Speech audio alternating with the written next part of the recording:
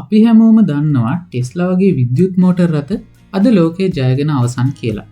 හැබැයි මේ battery තාක්ෂණයම ton ගණන් බරපටවපු කිලෝමීටර් දහස් ගණන් දුර යන දැවැන්ත ට්‍රක් රථවලටත් එලෙසම ගැලපෙනවා කියලා ඔයාලා හිතනවද? බොහෝ දෙනෙක් හිතන්නේ නම් බැටරි තමයි එකම විසඳුම කියලා. හැබැයි ඇත්ත ඒක නෙමෙයි.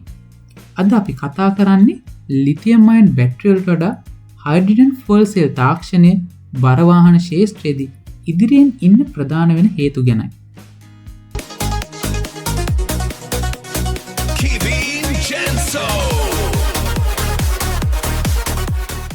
පළමු සහ වැදගත්ම හේතුව තමයි ශක්ති ඝනත්වය. බැටරි වලට සාපේක්ෂව හයිඩ්‍රජන් වල ඉතා ඉහළ ශක්තියක් ගබඩා කරන්න හැකියාව තියෙනවා. සරලවම කිව්වොත් යම් දුරක් ධාවනය කරන්න බැටරි කිලෝග්‍රෑම් 100ක් අවශ්‍ය නම් හයිඩ්‍රජන් අවශ්‍ය වෙන්නේ කිලෝග්‍රෑම් 1ක් වගේ ඉතා කුඩා ප්‍රමාණයක්. දැවැන්ත ට්‍රක් රථයක් කිලෝමීටර් 800ක් දුවන්න අවශ්‍ය බැටරි වල බර විතරක් ටොන් 10ක් විතර වෙන්න පුළුවන්. එතකොට ඒ වාහනයට පටවන්න පුළුවන් භාණ්ඩ ප්‍රමාණය ගොඩක් අඩු වෙනවා. මේක ප්‍රවාහන සමාගම් වලට ලොකු පාඩුවක්.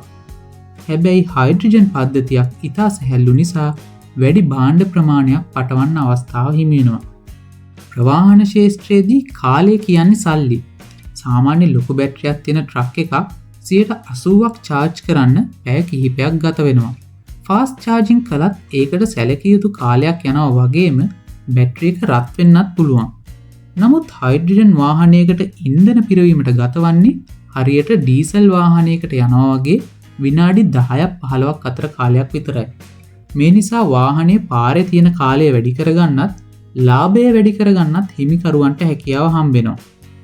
ඔයා දන්නවද ලිතියම් අයන් බැටරි අධික ශීතල දේශකනුවකදී තමන්ගේ ධාරිතාවෙන් 30% විතර හිමි කරගන්නවා කියලා? මේක සීතල රටවල් වලට ලොකු ප්‍රශ්නයක්. හැබැයි හයිඩ්‍රජන් ෆුවල් සෙල් තාක්ෂණයට මේ දේශගුණික විපර්යාස තරම් බලපාන්නේ නැහැ. ඕනෑම උෂ්ණත්වයකදී එකම පරාසයක් ලබා දෙන්න හයිඩ්‍රජන් වලට පුළුවන්. ඒ වගේම මේ ක්‍රියාවලියේදී පිට වෙන්නේ පිරිසිදු ජලය සහ හිමාලය විතරයි. ඒ නිසා මේක 100% පරිසර හිතකාමී තාක්ෂණයක් විදියට හඳුන්වන්න පුළුවන්. දැනට තියෙන ලොකුම අභියෝගය තමයි හයිඩ්‍රජන් නිපදවන්න යන පිරිවැය. හැබැයි අද ලෝකේ ග්‍රීන් හයිඩ්‍රජන් ගැන කතා කරනවා. ඒ කියන්නේ සූර්ය බලය හෝ සුළං බලය වැනි පුනර්ජනනීය ශක්තියෙන් හයිඩ්‍රජන් නිපදවීමයි. ලෝකයේ ප්‍රසිද්ධ වාහන නිෂ්පාදකයන් වන ටොයෝටා, හයිහුන්ඩායි සහ වොල්වෝ වැනි සමාගම් දැනටමත් මේ හයිඩ්‍රජන් ට්‍රක් රථ වෙළඳ පොළට හඳුන්වා දී තියෙනවා. ඉදිරි වසර 10 ඇතුළත අපේ මහා මාර්ගවල මේ හයිඩ්‍රජන් විප්ලවය අපිට දකින්න හැකියාව තියේවි. සාරාංශයක් විදිහට කිව්වොත් කෙටි දුර ධාවනයට බැටරි හොඳ වුණත් දිගු දුර සහ බර වාහන සඳහා හයිඩ්‍රජන් තමයි හොඳම විසඳුම වෙන්නේ.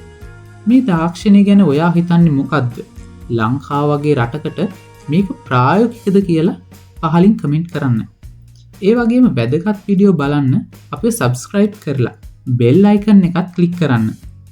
මම කෙවින් තවත් මෙවැනිම වීඩියෝකින් ලබන බදාදා හවස 5ට හමු වෙමු.